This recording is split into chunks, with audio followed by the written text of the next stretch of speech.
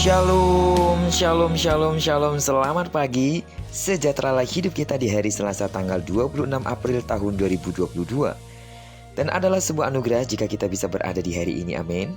Dan sama seperti Dia telah memelihara kita di sepanjang malam yang kita sudah lewati, maka di sepanjang hari ini percayalah juga bahwa Dia pasti akan memberkati dan menolong kita, amin. Baiklah, sebelum kita lebih jauh melakukan semua aktivitas kita hari ini, izinkan kembali Tuhan bicara melalui pembacaan Alkitab satu hari satu pasal yang akan tetap kita ambil dari pembacaan 10 hari bersama Esther. Dan hari ini kita telah berada di hari yang ke-7, maka kita akan membaca kitab Esther pasal yang ke-7 ayat pertama sampai dengan ayat yang ke-10. Judul perenungan kita di pagi hari ini, Terjerat Kesombongan. Sebagai pengantar renungan ini, saya akan coba bacakan untuk kita ayatnya yang ke-10.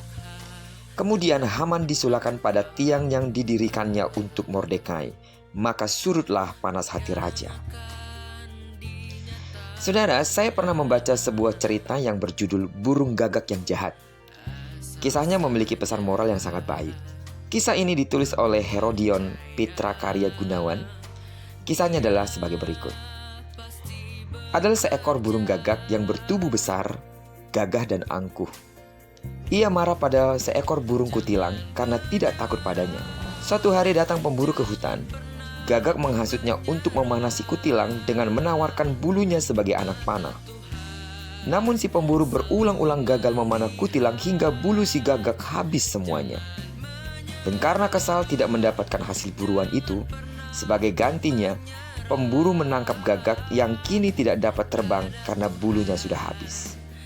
Tokoh saudara bahwa Haman adalah seorang pembesar kerajaan Persia yang sangat sombong dan angkuh. Ketika Mordekai, pegawai di gerbang istana, tidak bersedia menyembahnya, ia marah. Ia pun menggunakan jabatan dan kedudukan politiknya untuk membunuh Mordekai beserta dengan seluruh orang-orang Yahudi di kerajaan itu. Namun tipu muslihatnya itu disingkapkan oleh Esther sehingga Raja Ahasuerus itu begitu murka. Raja semakin murka ketika Haman melanggar kesusilaan istana dengan berlutut dan memohon pada Esther yang tengah berbaring. Raja akhirnya memerintahkan agar Haman disulahkan. Ironisnya, Haman disulahkan pada tiang yang ia sediakan untuk menyulahkan Mordekai.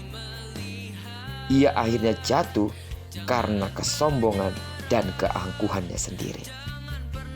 Saudara yang kekasih di dalam nama Tuhan Yesus, ada sebuah pesan yang ingin disingkapkan dari kisah pasal yang ke-7 ini bahwa kesombongan, keangkuhan dapat menjerat kita dalam kebencian dan kepicikan. Namun kiranya kasih Tuhan memampukan kita untuk tetap rendah hati. Rendah hati dalam menjalankan peran atau jabatan yang kita miliki. Rendah hati dalam mempergunakan posisi yang kita miliki saat ini. Dan kiranya kita tidak terjerat oleh prestasi atau kelebihan yang kita raih.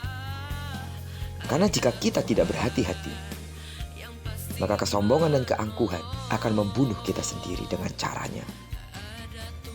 Karena itu berpegang teguhlah pada firman Tuhan. Karena dengan berpegang teguh pada firman Tuhan, kita dapat terhindar dari jerat kesombongan yang dapat menjatuhkan dan menghancurkan kita. Bersyukurlah dengan segala hal yang kita miliki saat ini. Dan menyadari bahwa apa yang kita miliki itu berasal daripada Tuhan. Jangan sewenang-wenang dengan apa yang kita miliki ataupun jabatan yang kita miliki.